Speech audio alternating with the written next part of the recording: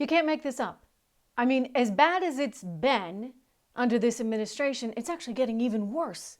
Just look at the border right now in Del Rio, Texas. My gosh, Joe Biden should be ashamed of himself. This administration should be ashamed of themselves for the disaster we are seeing. This is a humanitarian crisis, a real one. Hello, everyone. Welcome to the Trish Regan Show. I am Trish. Good to have you here. But I'm sure you've seen the pictures.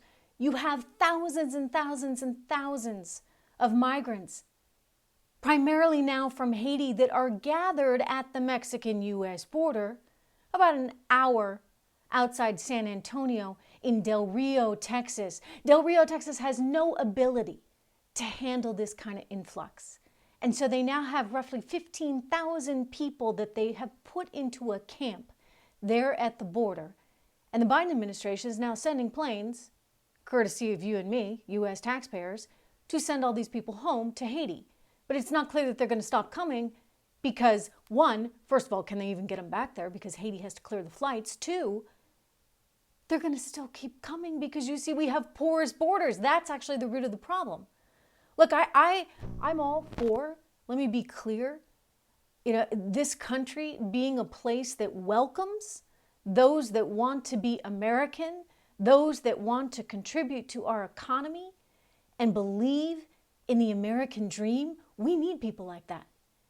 But can we take on the problems of the entire world, which is effectively when you have an open border with the likes of a country like Mexico? That's what you're doing. You're trying to take on the problems of the world, and it's just not possible, nor should it be, right? Because do not forget, every other country out there, I mean, you take your pick. You can't be an illegal immigrant in any other country in the world. For some reason, that's like, okay, forgive me. By the way, I'm not even allowed to say illegal immigrant, right? Undocumented. We've become so messed up that in turn, we've created a false sense of hope. Our policies have been so inconsistent that now people are trying to come to this Mexican-U.S. border, even out of Haiti right now, given the political turmoil they're dealing with there, given the natural disasters that they've had to deal with, given the fact that there's no promise, there's no economic hope, it's filled with crime. All of these people are coming here to the U.S. But how can we take that on? I mean, again, let's just be realists in all this and keep in mind that the rest of the world doesn't have anything like this. I mean, forget about it. In Switzerland, if you actually knowingly help somebody immigrate illegally, because that's just, it's like an oxymoron. You can't actually immigrate illegally because you're not allowed to immigrate there. Then guess what? That person can be held responsible. Even if they're doing so for humanitarian reasons, that person can be held responsible, and that person can even be put in jail. It's punishable by jail. I mean, it's a very, very different world out there than what we have somehow lulled ourselves into thinking is okay. And this is all for political purposes, of course. The left wanted to make the right seem like the right was really mean. And Trump was some kind of ogre for saying, no, we've got to have borders. I mean, that's not a tall ask. That's not a big ask.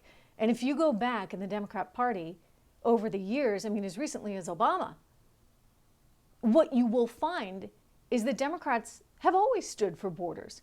I mean, it was Dianne Feinstein back in, about 20 years ago that was saying, we cannot be the welfare system for Mexico. Well, she was right then. And that statement holds true today. We can't be the welfare system for Mexico. We can't be the welfare system for Guatemala. We can't be the welfare system for Haiti. We can't be the welfare system, frankly, I mean, even for ourselves at this point. That's how difficult it's become. With 61% of the population in the United States of America not paying a penny in federal taxes last year. So let's address what we got going on right here at home before we try and take on the problems of the world. I mean, this administration, really, they should be ashamed because of that false hope. Because Joe Biden's out there saying nobody can be illegal, no human being can be illegal, we're not going to use those terms anymore, and trying to pretend like it's going to be, one big kumbaya, let's hold hands and sing. with every country that wants to send its people here. That's not at all what is actually possible, right, in the real world. And by the way, can I just ask the question, where's Kamala? Where is Kamala Harris? Isn't she in charge of the border? You know, this is a woman who won't even actually go to the physical border and is trying to duck and hide from this story. Yeah, it's Joe Biden's mess, but guess what? It's hers too, because she signed on to that ticket. She's VP, and by the way, she's supposed to be in charge of the border. Nobody's doing anything, and it's shameful, and they are creating a humanitarian crisis that truly is despicable. This, like Afghanistan, folks, is on them. Speaking of Afghanistan, we are really in one big giant mess in the world. We've got refugees coming from Afghanistan. Nobody's been vetted properly. And the situation with the Haitian immigrants, again, nobody's getting vaccinated. They're going on and on about vaccines and how Americans need them.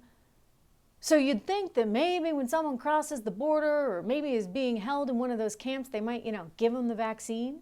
No, that's not happening. And there are reports of tuberculosis, there are reports of COVID, there are reports of all kinds of things, HIV, and yet, nobody cares. In fact, Jen Psaki recently said in a press conference that no, they had no intention of inoculating people against COVID that were crossing the border. Again, we're looking for some consistency here. You need to actually have a policy and enforce it. And yes, you actually need to have borders and enforce those. But it is a mess.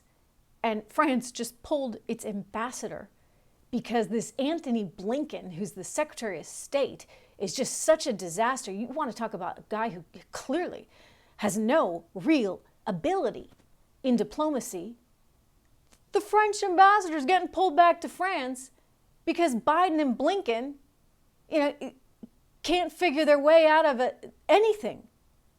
I mean, France, our historic ally, it's just unbelievable to me. I mean, I cannot believe that these people keep screwing everything up so incredibly. But look, don't be surprised, because a lot of what you get from the left, and by the way, from the right too, I mean, this is politics, right? Politicians tend to be all about giving you lip service, finding that sort of soundbite that sounds right at the time. Right now, tax the rich. That's what's really, really popular right now. And so you have the left going on and on about tax the rich. Oh, nobody can be illegal. Back to the borders for a second. Yeah, that was what they coined as the statement. No human beings illegal. And then when they get flooded with people coming to the border, they don't quite know what to do.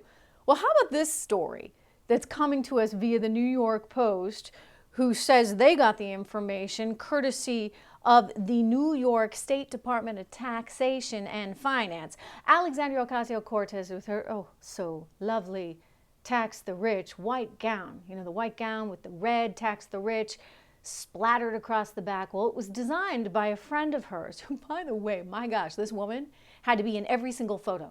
Any photo that you see of Alexandria Ocasio-Cortez in that tax the rich dress, there's this gal standing next to her, who's, by the way, the girlfriend of a guy from the Bronfman family, Seagrams, fabulously wealthy, billionaire status.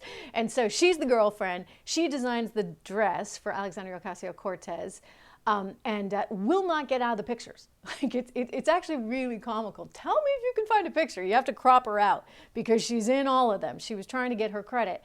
Well, she may have gotten a little bit more than she bargained for, because according to the New York Post, this is per their report, apparently her parent company, isn't actually paying its taxes. So I find this quite rich, right? Tax the rich. Isn't that rich? In hypocrisy.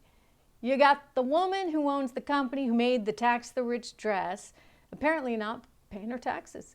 According, again, to the New York Post, and they're citing the New York Department of Taxation and Finance, there are 3 open tax warrants against this woman's company because apparently they're not paying their employee tax withholdings. So there's that, payroll taxes. And then you've got the feds that are on her tail, the IRS, because she's got 6 tax liens, again, for employee payroll taxes, totaling $103,000 and change against her. So, I would just say, before you go out and you push aggressively to tax other people, maybe you ought to pay your taxes yourself. I mean, that just kind of seems logical, right? Anyway, it just speaks, I guess, to the total insanity of these politicians and how they get on board with a message and they'll just ride it all the way home, regardless of whether any of it makes any sense. And by the way, it doesn't make any sense. Like I said, I mean, my gosh, 61% of the US population not paying any federal income tax last year. We can't continue like that. We cannot. I mean, it doesn't make any sense. You can't continue to spend more than you have. I mean, and you see it already in all the inflation numbers already out. You saw producer prices. This is what producers pay for goods and services, wholesale prices. They went up 8.3%, a record 8.3% in the last month. This comes on the heels of 7.9%. It was already up, months before that. And then consumer prices, latest read is up 5.3%. It's been up 5% or more for the last 4 straight months.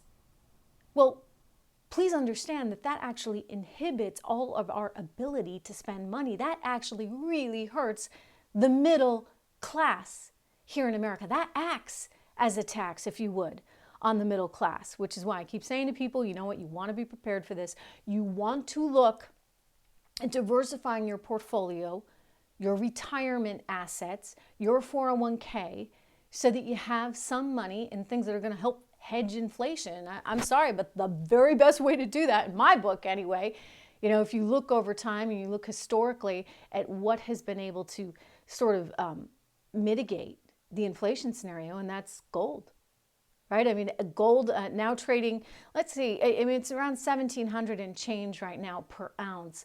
I've predicted it would go a lot higher just because the fundamentals are that bad. We are spending so much money. We got a Fed that's printing so much money. We've got a government that wants to print that much more. And so consequently, you devalue the dollar in the process. And so gold gives you exposure to something that is rooted in something that's not just paper money. And so I encourage you to look at it. And when you do, call my friends over at legacypminvestments.com.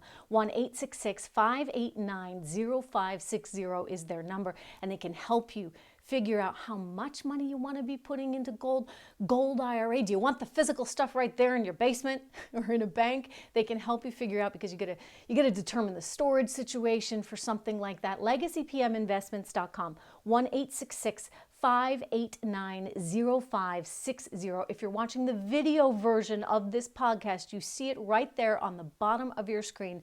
legacypminvestments.com. They have actually a free investing guide that you can download. So go check that out on their website. And please use my name. Tell them I sent you. You are welcome to do that. I am a big believer in making sure that you're prepared for the coming inflation. I've been warning about it for well over a year. Anyway, speaking of inflation, speaking of what you need to prepare for as an investor, we get a very big week. This week is a very big week. I mean, you've got the Fed. We're going to get some news from them. And people are really nervous about that, because there's a thinking that the Fed is going to communicate, yeah, we're tapering, that's happening. And when I say tapering, I mean they're not going to buy as many bonds in the bond market or as many mortgage-backed securities, which therefore means interest rates will naturally have to go up a little bit for things like treasury bonds or mortgages, because you don't have this one single buyer out there like gobbling it all up. Well, there's a chance they could pull back. There's a chance that they may not do that as aggressively as we thought, only because you saw the jobs report. We're not seeing enough people back in the workforce just yet. And that's what they're focused on. I mean, they don't care about inflation. They've told us over and over again, we don't really care about inflation. It's just transitory. It's not going to last.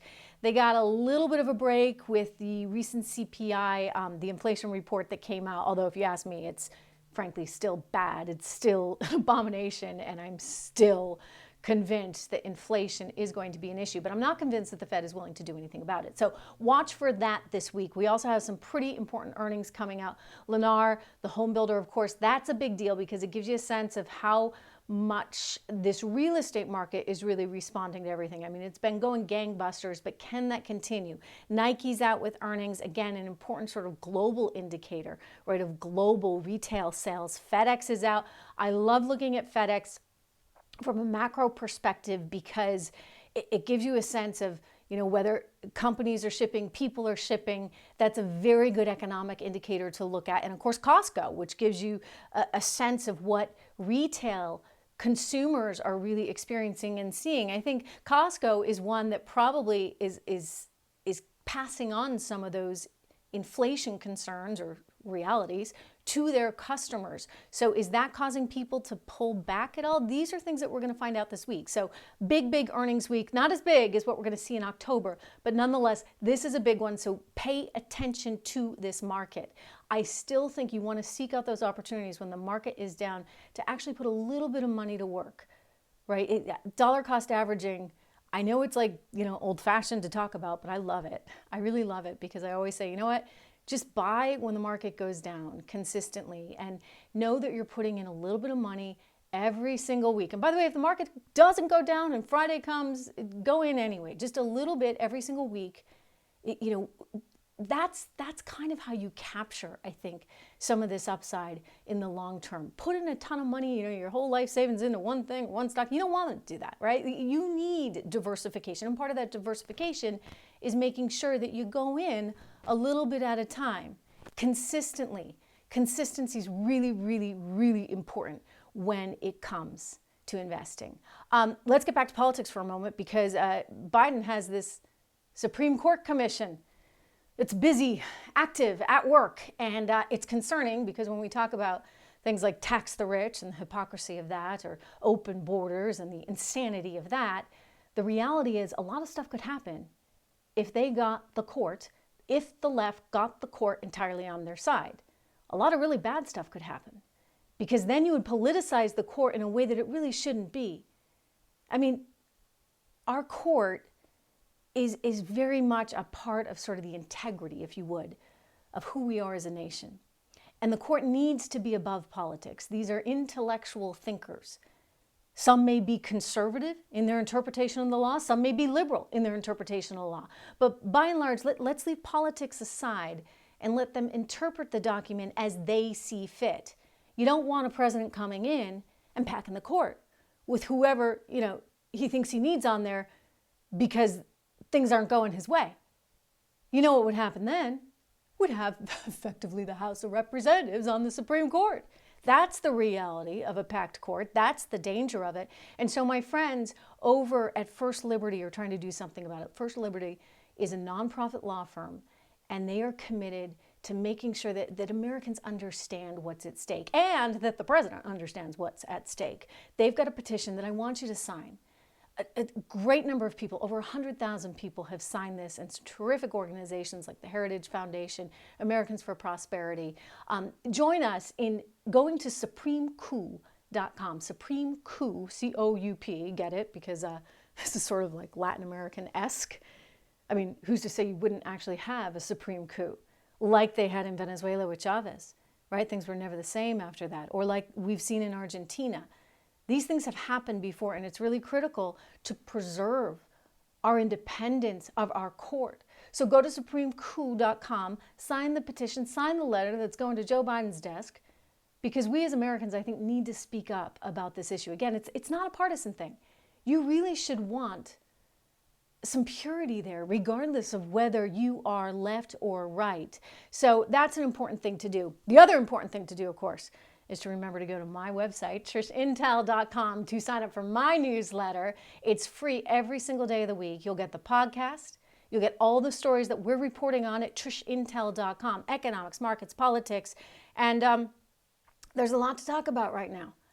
It's really just, I will tell you this. A lot of people thought that the news cycle would slow down when Biden came into office. In fact, I think there are people actually out there, independents, that voted for Joe Biden because they thought, oh, I need a break from this crazy news cycle. Have we gotten that? No. We haven't gotten anything like that. In fact, the news cycle is moving. It's still at such a tremendous clip. Did you see the big giant FU that's happening all over college campuses? Primarily, actually, interestingly, in the South, a lot of college campuses at football games are saying F Biden. And they're chanting this at games. I mean, there's a lot of anger out there right now. So nothing has actually changed that. And we can get into all the reasons for that. I actually think that people are just fed up of feeling like they have no voice in any of this. And that's why you're seeing this anger bubbling over, really coming to the surface, and people are saying, this isn't right, this isn't fair. I've been doing everything as I should, right, my whole life.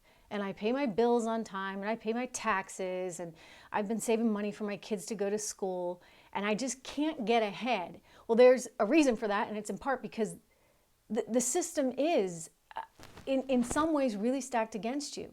It's stacked against the middle class. It's stacked against the poor. You saw Nicki Minaj coming out and saying, why is it that I have to defend every single Democrat principle? Why can't I actually agree with something that Republicans are saying? She's been attacked, of course, pretty aggressively because she dared to question the whole vaccine thing. And well, that was not taken very well by the left. And there are a lot of Black Democrats, including Joy Reid over at MSNBC, that really were just furious and came out and called her out. And she's like, but why do I have to identify with any specific group? I have my own thought. And I think that's an important thing to remember right now. I mean, everybody is really frustrated because, again, everybody's sort of getting less of a shot, right, at the American dream. If you're a minority in this country, chances are you're not going to have as good access to schooling because you got lousy leaders in places like, hey, let's take Chicago, that just don't care enough about the kids and care more about the unions and getting elected. And so this system is perpetually working against you. That's what needs to change. I think this is why people are angry, and that's why you're seeing these things happen at these football games. I'm not saying, look, I don't love it. I don't like seeing people talk like that, saying things like that, but I think it points to the challenge that we are having right now as a nation. And until people feel like they have upward mobility that's fair, they're going to continue to be angry, and they should be angry, with these elitists that are controlling and running everything. This was something that Donald Trump understood, that he tapped into, and he was trying to change. I would point this out. Hey, you know what? Before coronavirus came, our economy was doing fantastically well, and incomes were up more than they ever had been. And there was no inflation.